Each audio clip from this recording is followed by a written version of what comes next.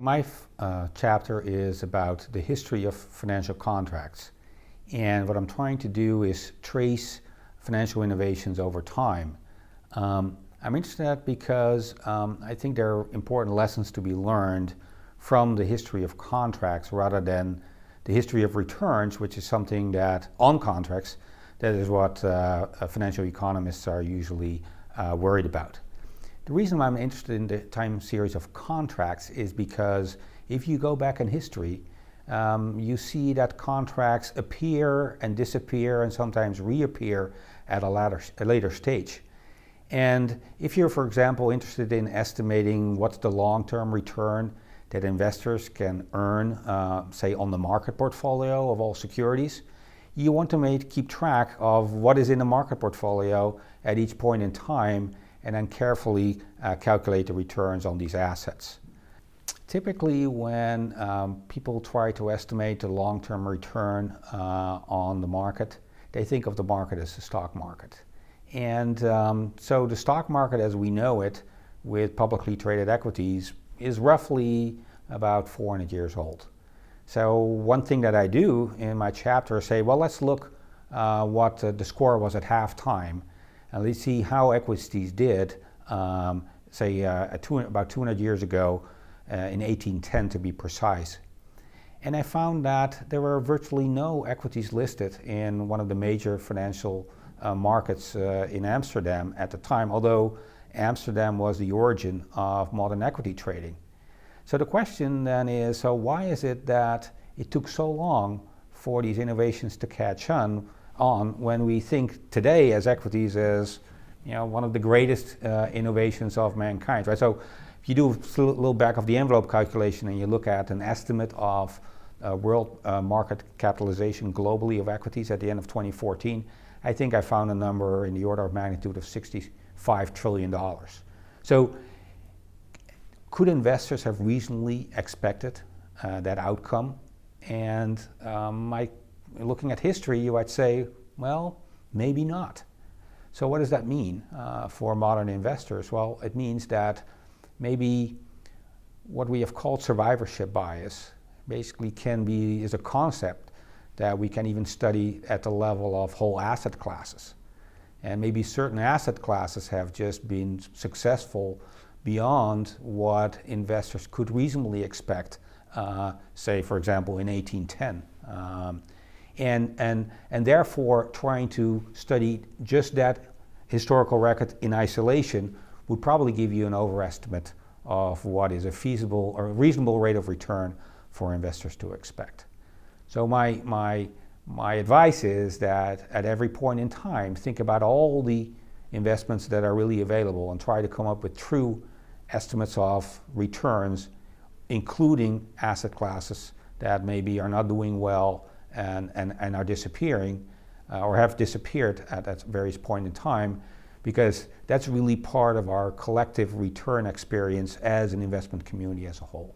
So I think the finding that equities might have a survivorship bias at the asset class level is of direct importance when people put estimates for the equity risk premium in their asset allocation models, right? And if we think about how much should I save for retirement, or what should the premiums be on a defined benefit pension plan, we have to think about return expectations that are not based on the most successful asset classes, but really ought to be take into account sort of all the returns and all the risks that we have to bear as investors as a whole, and not just some of the things that have worked well in the past.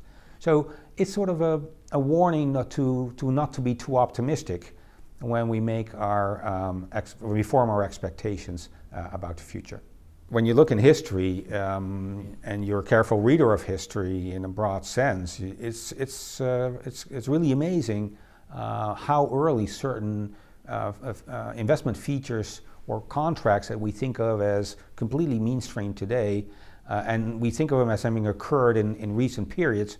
I mean that the elements of that were really already in place more than 200 years ago. And for example, one example is the mutual funds right? There's examples from mutual funds that I've shown from the 1770s that really resemble modern mutual funds in many ways. I mean, they had management fees of about 1%, which we think of as probably a little expensive for an index fund today, but there are certainly index funds that charge that much.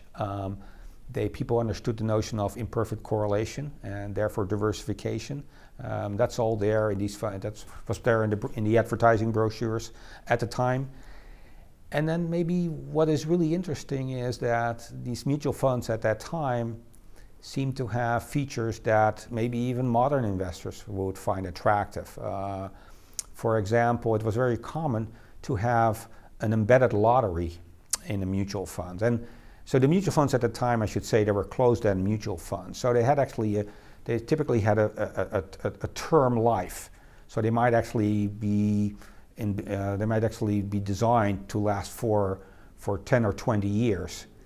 And during those 10 or 20 years, there would be an annual lottery that would be held by the mutual fund company. And if you would win a lottery, your shares would be paid off with a premium over the net asset value of your shares.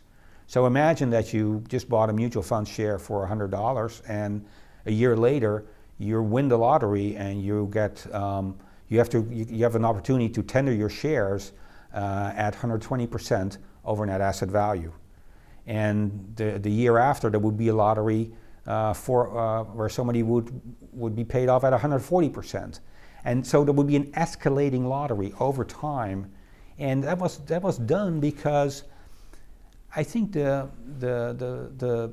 people who designed these securities were aware that there were very few opportunities for small investors to really elevate their standing of living through savings by a significant amount, but that was really something that many investors were dreaming of. And I think so the fact that they put these lottery features in these bonds was a way to appeal to small investors. So on the one hand, they gave them the diversification, but they also made sure that the securities were designed in a way that they wouldn't have to give up their dreams. Financial crises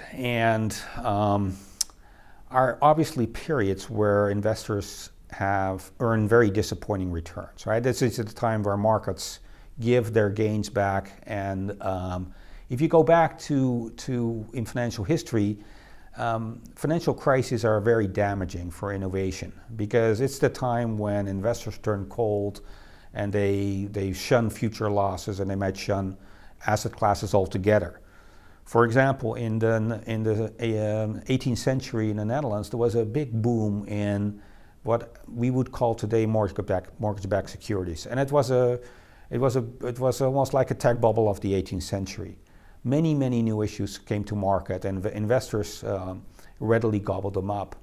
And there was a financial crisis. In this case, it was a war where the Netherlands lost certain of its colonial possessions, and the bonds defaulted. And although it was a great innovation to essentially securitize mortgages already at that time, the innovation disappeared subsequently for several hundred years, only to come back in a more recent period. So what financial crises do, when investors are confronted with disappointing returns, they might grow cold on an asset class that is maybe just not reasonable. I mean, many investments require investors to take risk, and risk just means that there can be negative outcomes.